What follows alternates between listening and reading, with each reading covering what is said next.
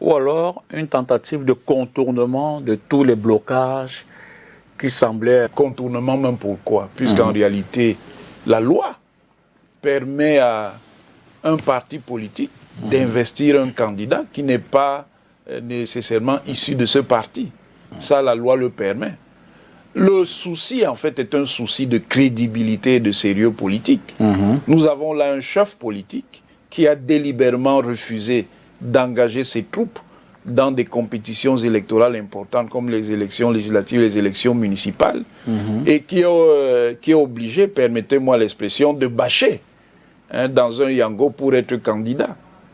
C'est simplement de ça qu'il s'agit au départ. Ensuite, on connaît aussi les faits d'armes du Manidem. Le Manidem est une partie qui a une orientation radicale. Donc ça peut laisser entendre qu'il y a un autre agenda dans l'affaire. En même temps, c'était également pour ne pas laisser se dérouler un agenda qui semblait lui être tracé. Quand on regarde. Non, monsieur Dipita. Personne n'a obligé le MRC et son président à ne pas se présenter à des élections qui sont importantes dans la structuration du cycle politique. Personne n'a interdit au MRC en 2020 de faire acte de candidature.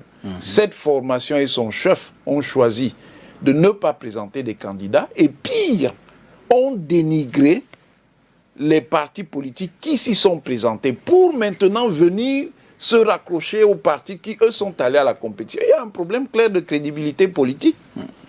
Alors, cette alliance redessine-t-elle le paysage politique camerounais? Je ne pense pas. Je ne pense pas qu'elle aura cette force, mais attendons de voir, peut-être que je me trompe. D'accord. C'est cousu de fil blanc. On sent qu'il y a trop de transactions là-dedans, trop de petits calculs. Ça ne repose pas sur des choses fondamentales et bien structurées.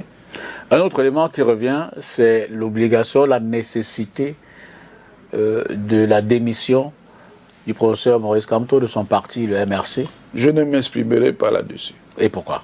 Parce que j'ai choisi de ne pas m'exprimer là-dessus. Je me contente de rire. D'accord. Peut-être pas sur la question singulièrement. Mais que dit la loi? Je veux dire, un militant... Même sous cette forme, je n'y répondrai pas. Je me contenterai encore une fois de rire, monsieur Dipita. C'est le prochain piège. Je n'en sais rien. Wait and see. Vous avez la crainte de ce que votre réponse pourrait donner des indications sur la suite? Vous êtes dans le secret? Bon, en juriste de quartier, permettez-moi d'être prudent. De ne pas parler. De ne pas parler. Ah, je vous aurais demandé pourquoi avez-vous accepté notre invitation si ce n'était que la seule question que j'avais à vous poser.